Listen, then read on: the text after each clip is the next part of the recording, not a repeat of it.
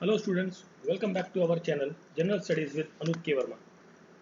हमने अपने पिछले वीडियो में बात करी थी यूपी ट्रिपल एससी के द्वारा आयोजित किए गए जो आपका एग्ज़ाम था असिस्टेंट बोरिंग टेक्नीशियन। इसका जो एग्ज़ाम था उसका जो जीएस का पार्ट था, दैट मीन्स हमने उसमें बात करी थी 15 नंबर क्वेश्चन से, आई थिंक 15 नहीं 16 नंबर क्वेश्चन से, 16 नंबर क्वेश्चन से लेकर 30 नंबर क्वेश्चन की, मतलब हमने यहाँ पर बात करी थी जीएस के जो 15 क्वेश्चन थे उनके बारे में। और इस पर्टिकुलर वीडियो के अंदर हम बात करेंगे, देखिए मेरे को यहाँ पर 4 क्वेश्चन नहीं मिल पाए हैं पेपर के, ठीक है। तो जिन लोगों ने पेपर दिया है तो चाहते हैं वो लोग मैं उस 4 क्वेश्चन का भी आंसर दूँ, हिंदी के स्पेशली जो स्टार्टिंग के 4 क्वेश्चन है जो मेरे पास पीडीएफ मिल पाई है मेरे को। ये 5 नंबर क्वेश्चन से स्टार्ट हुआ है यहाँ पर, तो मैं आपको 5 नंबर क्वेश्चन से फिर मैं आगे को कंटिन्यू करूँगा। जो 4 क्वेश्चन है वो नहीं मिल पाया है तो इस वजह से मैं उसको कंटिन्यू नहीं कर पा रहा हूँ। किसी के पास अगर जो पेपर है जिन लोगों ने दिया है तो चाहते हैं तो वो 5 क्वेश्चंस को जो टेलीग्राम लिंक है डिस्क्रिप्शन में वहाँ पर आप ऐड कर सकते हैं फ़ोटो को, ठीक है। तो उसका भी आंसर मैं आपको कमेंट बॉक्स में, या कोई सेपरेट वीडियो की ज़रूरत नहीं, मेरे ख्याल से कमेंट बॉक्स में मैं आपको उसको मेंशन कर दूंगा, ठीक है। इस पर्टिकुलर वीडियो के अंदर हम बात करेंगे जो हिंदी के क्वेश्चन हैं, 15 क्वेश्चन, 15 में से हम बात करेंगे यहाँ पर 11 क्वेश्चन के आंसर्स की। और उसके बाद हम बात करेंगे जो आपके सब्जेक्ट स्पेसिफिक क्वेश्चन है, लगभग 60 के आसपास वो सब्जेक्ट स्पेसिफिक क्वेश्चन हैं उनके आंसर्स की। यहाँ पर हम इस पर्टिकुलर वीडियो के अंदर भी हम जो आपका रीजनिंग या मैथमेटिक्स का जो पार्ट, एप्टीट्यूड का पार्ट है, उसे हम स्किप कर रहे हैं। ये 2 सेक्शंस को यहाँ पर हम डिस्कस करेंगे, ठीक है। ये हिंदी के क्वेश्चंस और ये आपके सब्जेक्ट स्पेसिफिक क्वेश्चंस जो है वो देखेंगे, ठीक है। तो जो लोग चैनल पर नए हैं प्लीज़ चैनल को सब्सक्राइब करें, वीडियो को एंड तक देखें और अच्छी लगती है वीडियो तो लाइक करें और शेयर करें। तो देखिए सबसे पहला क्वेश्चन है हमारा, स्क्रीन पे दिख रहा है आपको। तो पहला क्वेश्चन है यहाँ पर पांचवा, दैट मीन्स पांचवें क्वेश्चन की हम बात कर रहे हैं यहाँ पे। तो योगदान शब्द के अंदर समास का उदाहरण क्या है? तो यहाँ पर जो करेक्ट आंसर रहेगा वो रहेगा तत्पुरुष। ऑप्शन ए करेक्ट आंसर रहेगा पांचवें प्रश्न का उत्तर। छठे प्रश्न, एकाएक शब्द में संधि विच्छेद करें। इस शब्द को जब संधि विच्छेद करेंगे तो आपका मिलेगा एकाएक, एक एक, एकाएक। ऑप्शन ए यहाँ पर करेक्ट आंसर रहेगा। 10वें प्रश्न की बात करें तो किस व्यक्ति या सिद्धांत का समर्थन करने वाले अनेक पदों के लिए एक शब्द आपको प्रयुक्त करना है यहाँ पर। तो यहाँ 10वें प्रश्न का करेक्ट आंसर रहेगा अनुयायी। ऑप्शन बी करेक्ट आंसर रहेगा यहाँ पर 10वें प्रश्न का। 11वें प्रश्न की बात करें, निम्न में से किस शब्द की वर्तनी सही है? सही वर्तनी आपको बतानी है तो उसके लिए अभ्यांतरिक, ऑप्शन बी जो है यहाँ पर करेक्ट आंसर होना चाहिए। हो सकता है कुछ आंसर्स आपको लगे कि दूसरा हो सकता है या कुछ और हो सकता है, तो please write in the comment box but in A sincere manner, ठीक है। कोई भी मिसबिहेविंग नहीं करेगा कमेंट बॉक्स में, कुछ लोग करने लगते हैं। तो आपको लगता है कि कोई दूसरा ऑप्शन हो सकता है, मे भी हो सकता है, ये मेरा अनुमानित आंसर है हिंदी के विषय में। चलिए फिर हम बात करते हैं यहाँ पर 12वें प्रश्न की। निम्न में से कौन सा शब्द तद्भव है? तद्भव शब्द यहाँ पर जो रहेगा वो है आपका मीत। ऑप्शन ए जो है करेक्ट आंसर रहेगा 12वें प्रश्न का। चलिए फिर देखिए यहाँ पे 7वां प्रश्न है। 7वें प्रश्न में पूछा गया है घोड़ा बेचकर सोना। इस मुहावरे का अर्थ क्या होता है? इसका मतलब होता है निश्चित होकर सोना या निश्चित होना, ठीक है। हिरण शब्द में पर्यायवाची शब्द क्या है? हिरण का पर्यायवाची शब्द जो होता है वो होता है सारंग। ऑप्शन सी जो है यहाँ पर करेक्ट आंसर रहेगा। और फिर हम बात करें यहाँ पर 9वें प्रश्न की, इसे भी देख लेते हैं। अमावस्या का विलोम क्या होता है? वो होता है पूर्णिमा। अमावस्या मतलब पूरा डार्कनेस, अंधेरा, पूर्णिमा को उजाला होता है, चांदनी रात होती है जिसे कहते हैं आप, चांदनी रात, है ना। 13वें प्रश्न की बात करें तो 13वें प्रश्न में पूछा गया इनमें से कौन सा शब्द स्त्रीलिंग है? भाषा जो है यहाँ पर स्त्रीलिंग शब्द है। ऑप्शन डी करेक्ट आंसर है। लोन एक न देना दो, सॉरी लेना एक न देना दो। तो ये लोकोक्ति जो है इसका अर्थ क्या है यहाँ पर ये पूछा गया है। तो इस लोकोक्ति का अर्थ है किसी से कुछ मतलब नहीं रखना, मतलब अपने आप में ही व्यस्त रहना, अपने काम में व्यस्त रहना, बाकी किसी से कोई मतलब नहीं है यहाँ पर। हिंदी का अंतिम प्रश्न जो है 15वां प्रश्न, इसमें पूछा गया है रिक्तिमा शब्द में कौन सा प्रत्यय लगा है? रिक्तिमा शब्द के अंदर जो है ईमा प्रत्यय लगा है। ऑप्शन सी जो है यहाँ पर करेक्ट आंसर रहेगा।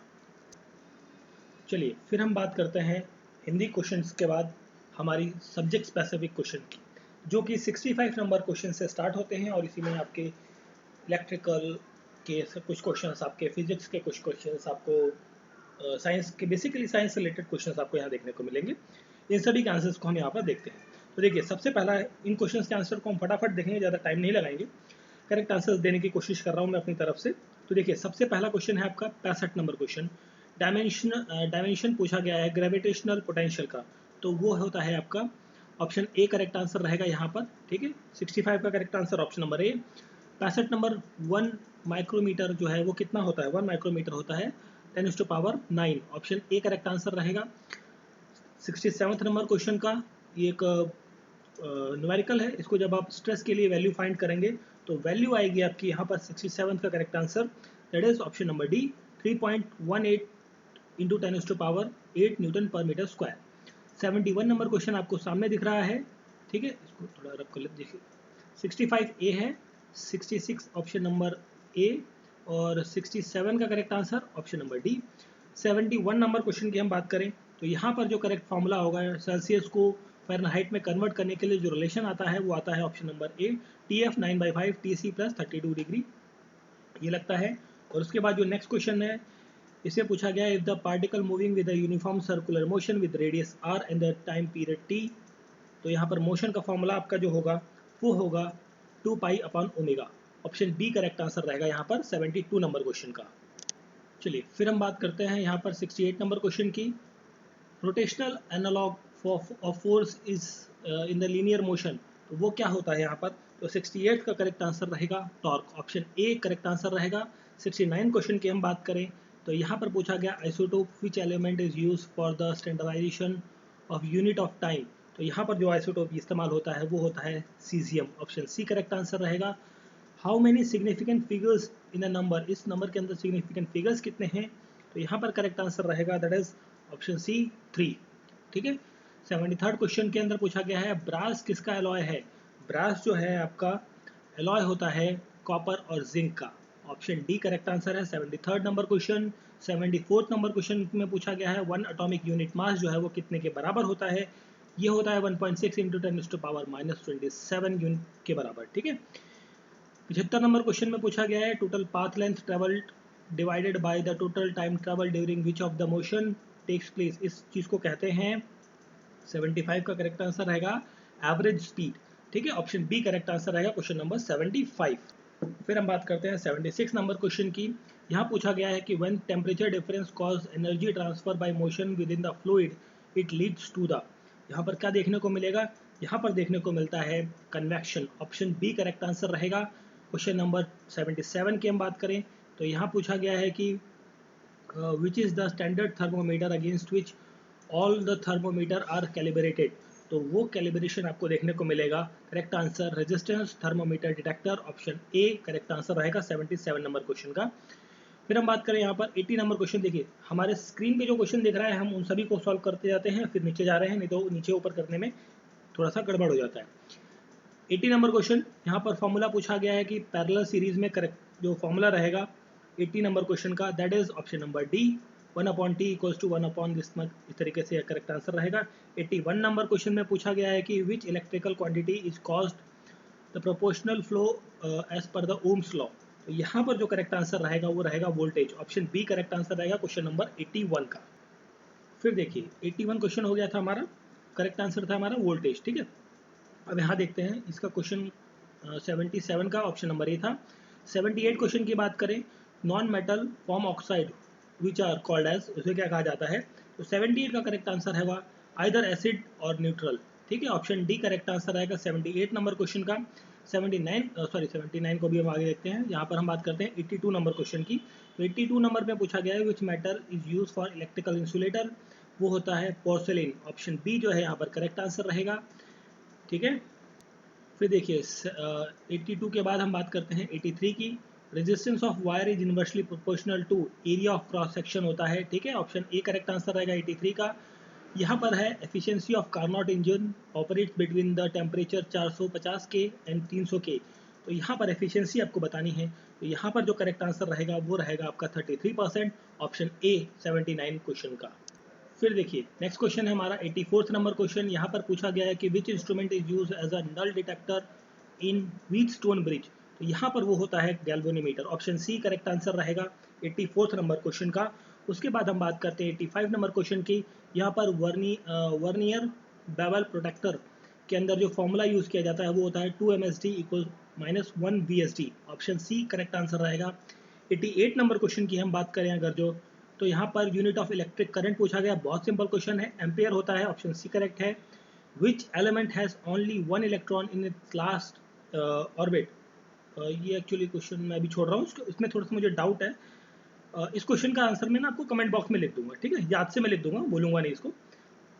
फिर देखिए हम बात करते हैं यहाँ पर ये वाला क्वेश्चन हो गया था। 86 की हम बात करें तो 86 में पूछा गया है कि what is the change in the total resistance of a circle if the resistance is added to the series के अंदर जब आप ऐड करेंगे तो वहाँ पर इंक्रीज देखने को मिलेगा रेजिस्टेंस के अंदर। ऑप्शन सी करेक्ट आंसर रहेगा। An electron has an negative value, कितनी वैल्यू होती है यहाँ पर, होती है option A correct answer 1.602 into 10⁻⁻19 coulomb.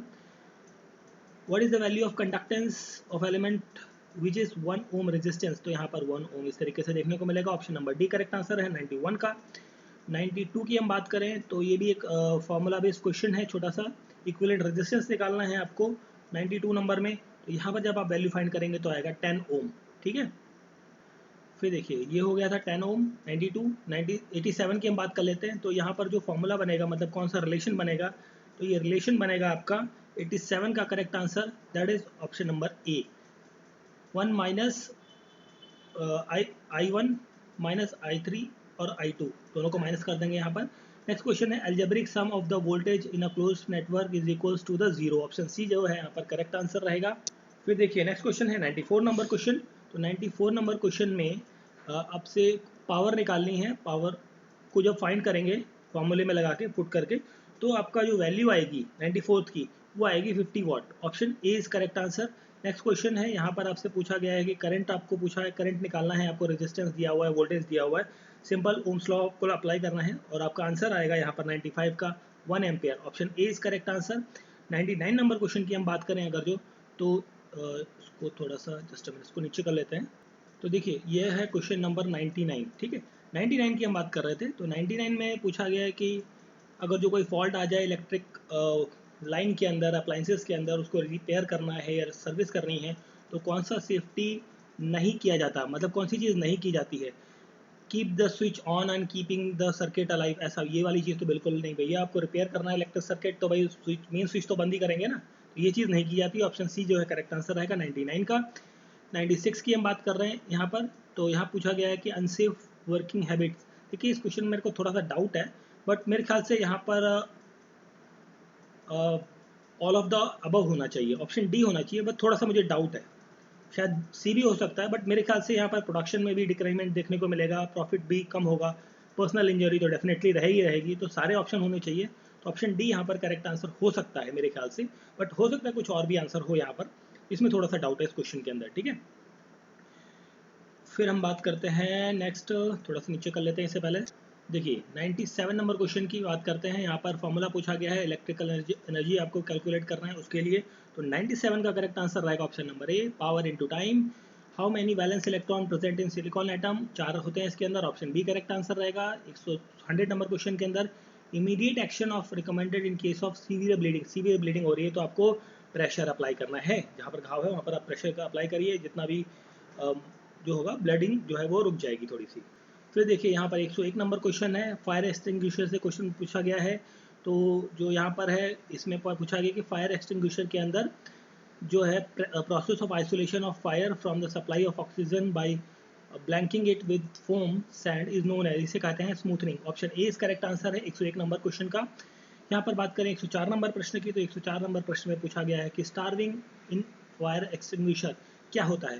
तो ये होता है basically removing fuel elements from the fire. Option C जो है यहाँ पर करेक्ट आंसर रहेगा। नेक्स्ट है fire involving gas and liquid gases as a fuel is classified as a class B fire, ठीक है। ऑप्शन बी करेक्ट आंसर रहेगा 105 number प्रश्न का। फिर देखिए ये है आपका 102 नंबर का प्रश्न। इसमें पूछा गया है अ विक्टिम, एक विक्टिम है जिसको इलेक्ट्रिक शॉक लगा है, तो उसको और उसकी जो माउथ है पूरा बंद हो गया है और उसको ब्रीथिंग नहीं हो रही, सांस लेने में दिक्कत है, तो आप क्या टेक्निक अप्लाई करेंगे। देखिए मेरे ख्याल से यहाँ पर माउथ टू माउथ का जो होता है ना, आपने कई बार देखा होगा कि शॉक लग गया, तो आपने एक मूवी देखी होगी, आपको याद हो शिवाजी द बॉस, उसमें जब बच्चे को क्या लग जाता है, इलेक्ट्रिक शॉक लग जाता है, उसका पूरा बॉडी अकड़ जाता है, ब्रीथिंग नहीं ले पाता है, तो उसको एक तो CPR देते हैं बाद में, उससे पहले क्या करते हैं उसके माउथ टू माउथ को ऑक्सीजन सप्लाई करने का काम करते हैं। ठीक है, तो ये चीज़ वहीं से आप रिसेंबल करके आंसर लगा सकते हैं। ऑप्शन ए जो यहाँ पर करेक्ट आंसर होगा 120 2 नंबर का। ठीक है, 106 नंबर प्रश्न की हम बात करें, यहाँ पर पूछा गया है, इसको थोड़ा सा नीचे कर लेते हैं फिर हम ये बात करेंगे आगे। तो देखिए 106 नंबर प्रश्न है ये, इसमें पूछा गया है कि which method is more effective for fire extinguisher involving the large clothes and paper and fuel. तो यहाँ पर जो 106 नंबर प्रश्न है, यहाँ पर करेक्ट आंसर होना चाहिए cutting the supply of oxygen to the जो एरिया है वहाँ पर ऑक्सीजन की सप्लाई को रोक दें, और फायर के अंदर हम फॉर्म को यूज़ करें, ड्राई पाउडर, कार्बन डाइऑक्साइड, ये सब चीज़ें जैसे। ठीक है, तो ऑप्शन बी जो यहाँ पर करेक्ट आंसर होना चाहिए। 103 नंबर प्रश्न की हम बात करें यहाँ पर, तो शेप ऑफ द प्रोहिबिशन या मैंडेटरी, मतलब जो एक ना निषेध वाली चीज़ है, उसके लिए कौन सा सिंबल यूज़ किया जाता है, वो होता है सर्कुलर।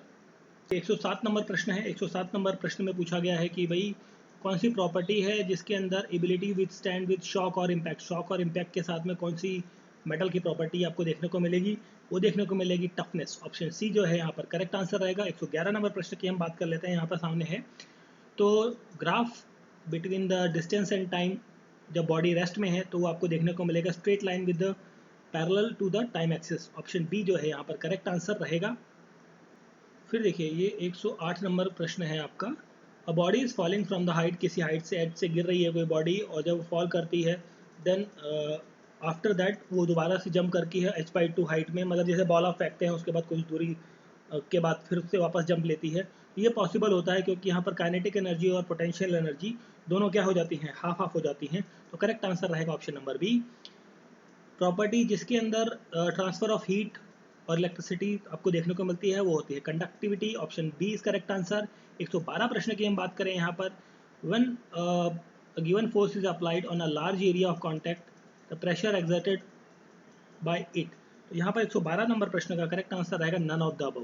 देखिए ये जो एरिया होता है ना, ये होता है, ये चीज़ें एक्चुअली डिपेंड करती हैं, इन्वर्सली प्रोपोर्शनल होती हैं, इन्वर्सली प्रोपोर्शनल वाला फैक्टर है। तो यहाँ पर ऐसा कोई कॉन्सेप्ट मुझे नज़र नहीं आ रहा है, तो ऑप्शन डी यहाँ पर करेक्ट आंसर होना चाहिए मेरे ख्याल से। फिर देखिए 109 नंबर क्वेश्चन की हम बात करें, इसे इसका कर लिया था हमने। 110 नंबर प्रश्न की बात करते हैं, इसमें पूछा कि कौन सी वो प्रॉपर्टी है जो मेटल को इनेबल करती है draw down into wires under tension without rupture, बिना टूटे वायर बन जाए उसका, तो वो होती है प्रॉपर्टी डक्टिलिटी। ठीक है, और 13वां प्रश्न है, 13वें प्रश्न 113वां नॉट 13वां, 113वां प्रश्न जो है इसका करेक्ट आंसर रहेगा ट्रू अबाउट फ्रिक्शन पूछा गया है। तो यहाँ पर करेक्ट आंसर रहेगा, ये आपका अकर होता है व्हेन द बॉडी मूव्स, जब बॉडी मूव्स करती है तब फ्रिक्शन आपको देखने को मिलता है। ऑप्शन बी जो है यहाँ पर करेक्ट आंसर रहेगा। फिर देखिए नेक्स्ट क्वेश्चन है 114 नंबर प्रश्न, इसमें पूछा गया है tidal energy is produce because of. देखिए टाइडल एनर्जी आपकी प्रोड्यूस होती है because of the gravitational pull of the moon. Option A is correct answer रहेगा यहाँ पर। 115वें प्रश्न की हम बात करें तो यहाँ पूछा गया है कि working fluid in ocean thermal power plant जो होता है, ये होता है वोलेटाइल लिक्विड लाइक अमोनिया की वजह से। ऑप्शन ए जो है करेक्ट आंसर रहेगा 115 का। 118वें प्रश्न की हम बात करते हैं, तो centripetal force is responsible to, centripetal force जो है ये रिस्पॉन्सिबल होता है keeping the body moving along the circular path. Option A जो यहाँ पर करेक्ट उत्तर है। फिर देखिए नेक्स्ट क्वेश्चन है आपका 116 नंबर प्रश्न जो है, इसमें पूछा एक फॉर्मूला दिया हुआ है, मतलब आपको एक वैल्यू निकालनी है। वैल्यू किसकी निकालनी है, आपको फाइंड करना है इसमें, जस्ट अ मिनट। आकार ऑफ मास इतना है, आपको मास दिया हुआ है, विद द वेलोसिटी इतना, with the velocity time graph इतना है, हॉरिजॉन्टल लाइन इतनी दी हुई है। आपको वेलोसिटी ऑफ द कार निकालनी है at the end of 25 second. तो इसको जब फाइंड आउट कर रहे हैं तो आपको वैल्यू मिलेगी 10 मीटर पर सेकंड की। ठीक है, तो ऑप्शन सी जो है 16 प्रश्न का करेक्ट आंसर आएगा। 117वें प्रश्न की हम बात करें तो momentum of a bullet of a mass 20 kg fired from the gun 10 kg, और इसका काइनेटिक एनर्जी का जो आपका जूल के अंदर आपको वैल्यू निकालनी है वो आएगी 2500 किलो जूल में, ये आएगी 2.5 किलो जूल, और वैसे आएगी 2500 जूल्स की एनर्जी। ऑप्शन बी जो है करेक्ट आंसर रहेगा 117वें प्रश्न का। यह है आपका 119वें नंबर का प्रश्न। 119वें प्रश्न की हम बात करें, suppose a boy is enjoying a ride on a merry go round, जिसकी स्पीड आपको 10 मीटर पर सेकंड दी गई है। इसमें क्या हो रहा है कि बॉय जो है वो किस कंडीशन के अंदर है, वो है एक्सेलरेशन मोशन के अंदर। ऑप्शन सी जो है यहाँ पर करेक्ट आंसर रहेगा। और फिर है लास्ट क्वेश्चन है आपका पेपर का, इसमें पूछा गया कि energy changes involving frictional forces, कौन सी एनर्जी चेंजेस आपको फ्रिक्शनल फोर्सेस के अंदर देखने को मिलती है, वो होती है kinetic energy into to heat energy, kinetic energy to heat energy. इसके अंदर आपको फ्रिक्शनल फोर्सेस देखने को मिलती है। तो ये थे आपके जो रेस्ट ऑफ द क्वेश्चन थे, जिसके अंदर हमने बात करी हिंदी के और जो सब्जेक्ट स्पेसिफिक क्वेश्चन है उनकी। ठीक है, हिंदी के 4 क्वेश्चन मेरे पास नहीं थे, जो मैं अनफॉर्चुनेटली उनके आंसर्स आपको नहीं बता पाया। किसी के पास पेपर है तो प्लीज़ वो क्वेश्चन मुझे फॉरवर्ड कर दे टेलीग्राम चैनल पर। ठीक है, या आप कमेंट बॉक्स में भी वो क्वेश्चन भी आप डाल सकते हैं, तो वहाँ से भी बच्चों को वो मिल जाएंगे। ठीक है, तो आई होप सो आपको क्वेश्चंस अच्छे लगे होंगे, समझ में आए होंगे। मतलब मैंने कोशिश करी है कि आपको 100% सही आंसर देने की, बट हो सकता है 1-2 क्वेश्चंस में अप एंड डाउन हो। किसी में डाउट लगता है तो please write in the comment box, but I request you in a sincere manner, कोई मिसबिहेविंग ना करे कृपया करके। ठीक है, क्योंकि सभी लोग देखते हैं ना, कोई मिसबिहेविंग करने लगता है तो अच्छा नहीं लगता है।